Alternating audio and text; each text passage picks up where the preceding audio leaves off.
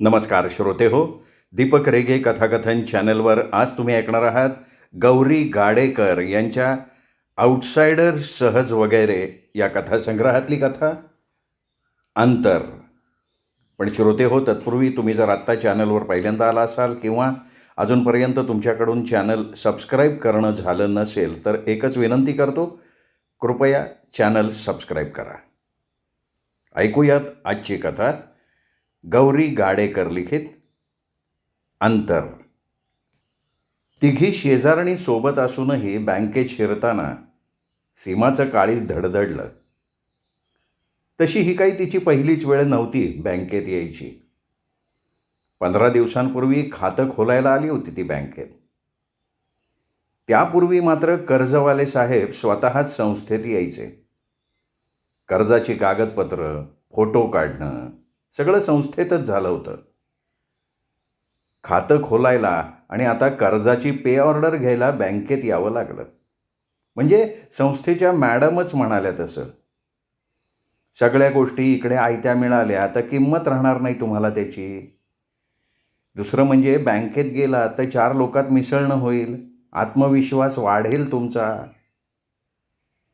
इतरांपेक्षा सीमालाच जास्त आवश्यकता होती 4 चौघात मिसळायची. नवरा अजिबात घराबाहेर पडू देत नसे तिला. संस्थेत जायची परवानगीसुद्धा हल्लीच मिळाली होती. तेही तिथे सगळ्या बायकाच असतात याची त्यांनी खात्री करून घेतल्यावरच. संस्थेच्याच प्रयत्नांनी हे कर्ज मिळत होतं, स्वतःच्या पायावर उभं राहण्यासाठी. सीमा संस्थेत थोडंफार शिवणकाम शिकली होती. आता मशीन विकत घेऊन घरीच शिवणकाम करायचं होतं. संस्थेकडनं पिशव्या आणि नायट्यांची ऑर्डर मिळणार होती. 4 पैसे साठले तर मुलांच्या शिक्षणाचा प्रश्न सुटेल. बरोबरीच्या तिघींना पे ऑर्डर्स मिळाल्या. तुमची पे ऑर्डर तयार नाही झाली अजून, कर्जवाल्या साहेबांनी सीमाला सांगितलं. हां, अहो आमच्या समद्यांच्या पे ऑर्डरी तयार आहेत, मग एकच्या आईची का नाही झाली हो? शिल्पीच्या आईचा आवाज एवढा चढला होता की सीमाला एकदम ओशाळल्यासारखं झालं. तिने हळूच आजूबाजूला बघितलं.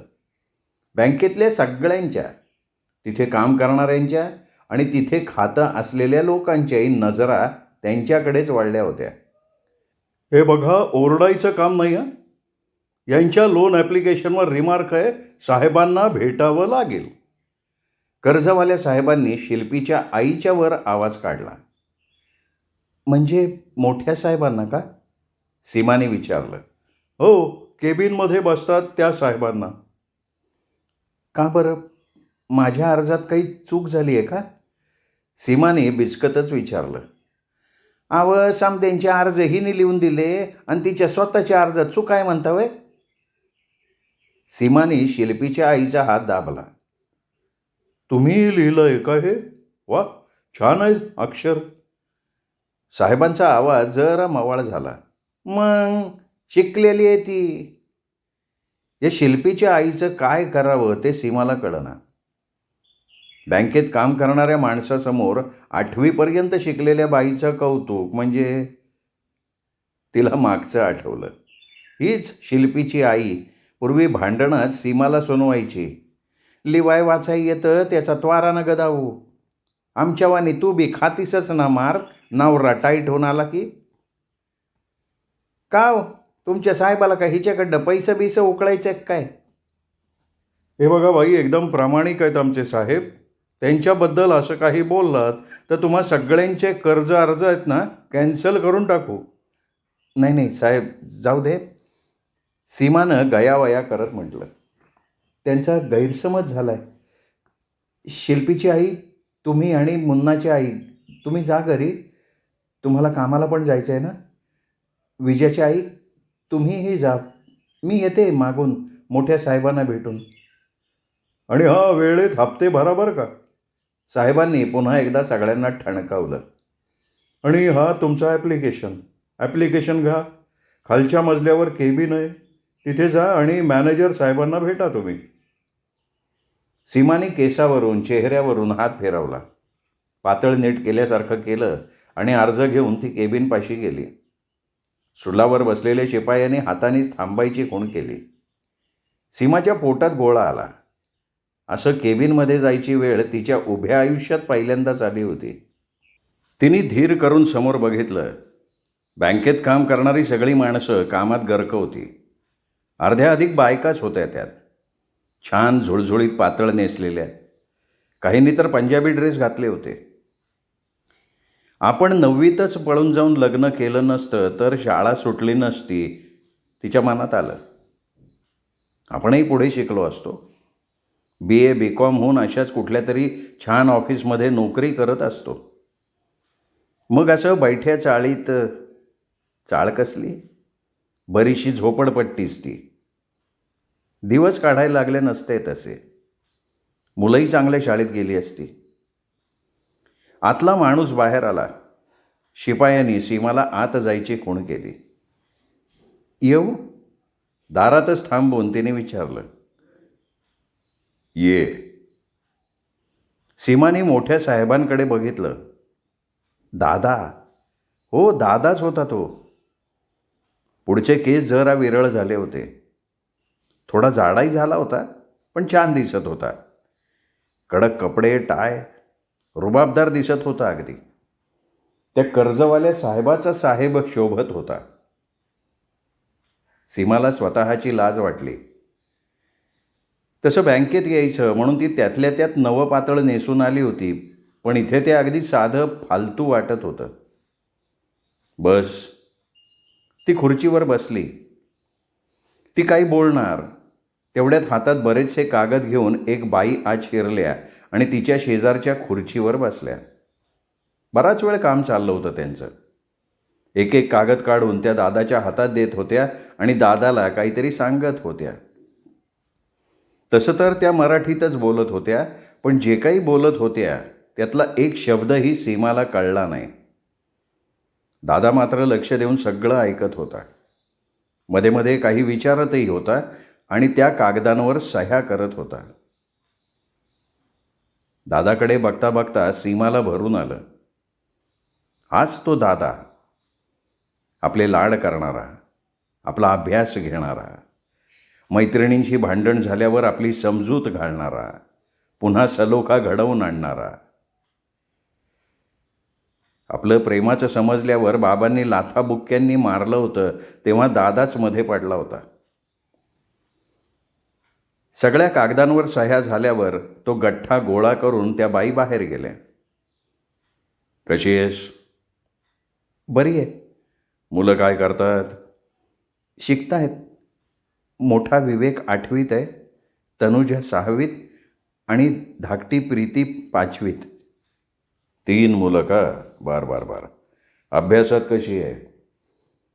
खरं तर हुशार आहेत डोक्यानी, पण अभ्यासच करत नाहीत. ओरडून ओरडून बसवलं अभ्यासाला तर 5च्या आत नंबर येतो त्यांचा. त्या वस्तीतच अभ्यासाचं वातावरण नसेल ना. सीमा काहीच बोलली नाही. यावर्षी चांगला अभ्यास करायला लाव त्यांना. पहिला नंबर आला पाहिजे तिघांचाही. मग पुढच्या वर्षी बोर्डिंगमध्ये घालूयात त्यांना. मी करीन सगळी व्यवस्था. सीमाला एकदम आधार मिळाल्यासारखं वाटलं. आई बाबा कसे असणार ते? तेवढ्यात कोणीतरी 2-3 आले. सीमा उठतच होती, पण दादानी बसायची खूण केली. चांगले साहेबासारखे दिसणारे ते लोक दादाला सर साहेब म्हणत होते. त्याच्याशी आदरानं बोलत होते. दादाही छानपैकी इंग्लिशमध्ये बोलत होता त्यांच्याशी. सीमाचा ऊर अभिमानानं भरून आला. वाटलं अख्ख्या जगाला ओरडून सांगावं, हा समोर बसलेला रुबाबदार हुशार माणूस आहे ना, तो माझा दादा आहे, सख्खा भाऊ आहे तो माझा. मग सगळंच बदलून जाईल. सगळेच जण भाव द्यायला लागतील आपल्याला. नवऱ्याला इजारा जरब बसेल. त्याला सांगायचंच सरळ, आता तू त्रास दिलास तर मी अजिबात गप्प बसणार नाही. सरळ मुलांना उचलीन आणि माहेरी निघून जाईन. मग बस एकटाच बोंबा मारत. दादाला शेखण करून ते लोक बाहेर पडले. मी घरी गेले होते एकदा, पण दुसरीच माणसं होती तिकडे. हां, ते घर सोडायला लागलं. तू निघून गेलीस मागचा पुढचा विचार न करता. एवढी बेअब्रू झाली आमची. जगात तोंड दाखवायची सोय नव्हती. अशक्य होतं तिथे राहणं. मग रातोरात घर सोडलं आणि कल्याणला गेलो बाळकाकांच्याकडे. नंतर त्यांनीच घरी जाऊन सगळी आवराआवर केली. बाबांचे ड्यूज, नवीन नोकरी, नवीन घर, बाळकाकांनी केलं सगळं. मी येऊ तुझ्याकडे आईला भेटायला? नाही, नको, निदान सध्या तरी नाही. 2 मिनटं विचार करून दादा म्हणाला, काय आहे, तुला बघितल्यावरच बाबा चिडतील. तसा सगळ्यांचा राग आहे तुझ्यावर, अजूनही आहे, आणि ते साहजिकच आहे. नवीन ठिकाणी रुजणं म्हणजे सोपी गोष्ट नाही ना. नवं घर, नवीन गाव, बाबांची नवी नोकरी. माझं कॉलेज बुडालं थोडे दिवस, पण नंतर मी हॉस्टेलला राहून ते वर्ष पूर्ण केलं आणि मग कॉलेज बदललं. मीरा आणि व्यंकूचं तर ते वर्ष फुकटच गेलं. परीक्षेला 1-1.5 महिना राहिलेला असताना कुठली शाळा ॲडमिशन देणार सांग. आईने तर अंथरूणच धरलं होतं. आम्हा सगळ्यांना त्रास झाला त्याचा खूप, तो सुद्धा स्वतःची काहीही चूक नसताना. सीमाच्या डोळ्यात पाणी तरारलं. हे बघ, मी सावकाशीने कानावर घालतो त्यांच्या. मग तयार झाले आईबाबा तर मीच तुला घेऊन जाईन घरी.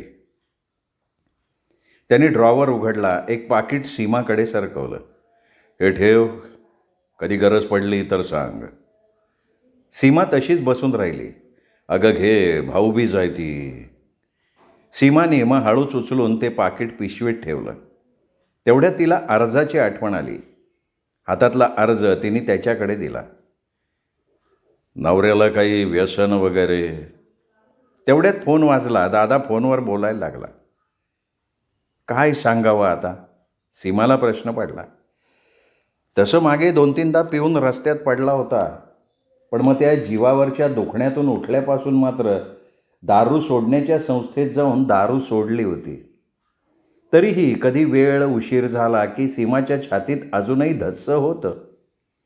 दादानी फोन खाली ठेवला आणि पुन्हा तोच प्रश्न विचारला. सीमानी सरळ नाही म्हटलं. ठीक आहे, म्हणजे हे पैसे दारूत जाणार नाहीत तर? यात लिहिलेल्या कामासाठीच याचा उपयोग करशील ना? सीमाला जरा रागच आला. बाकीच्या 19 जणींना काहीही न विचारता पे ऑर्डर्स दिल्या आणि आपल्याला मात्र. दादानी सही केली आणि अर्ज सीमाला परत दिला. हा, त्यांच्याकडे दे, तुला लगेच पे ऑर्डर मिळेल. मी फोन करतो त्यांना. सीमा उठली. आणखीन एक सीमा, आपल्या नात्याविषयी इकडच्या कोणाजवळ किंवा तुझ्या शेजारी त्या संस्थेत बोलू नकोस. नवऱ्याला तर अजिबात सांगायचं नाही. डोळ्यातून बाहेर येऊ पाहणारं पाणी सीमानं पापणीतच दडपलं. आवंढा गिळला आणि काहीही न बोलताच ती दादाच्या नव्हे, मोठ्या साहेबांच्या केबिनमधनं बाहेर पडली. श्रोते हो, तुम्ही ऐकत होतात गौरी गाडेकर लिखित अंतर ही कथा. हे अंतर तुम्हाला कसं वाटलं कमेंट करून जरूर कळवा. ही कथा आपल्या कथाप्रेमी मित्रपरिवारात, नातेवाईकात शेअर करा. आणि हो, त्यांनाही दीपक रेगे कथाकथन चॅनल सबस्क्राईब करायची विनंती माझ्यातर्फे करा. आत्ता वरती जो माझा फोटो दिसतोय, या फोटोला क्लिक केलं की चॅनल सबस्क्राईब करता येतं, हे लक्षात घ्या. भेटूयात पुन्हा. नमस्कार.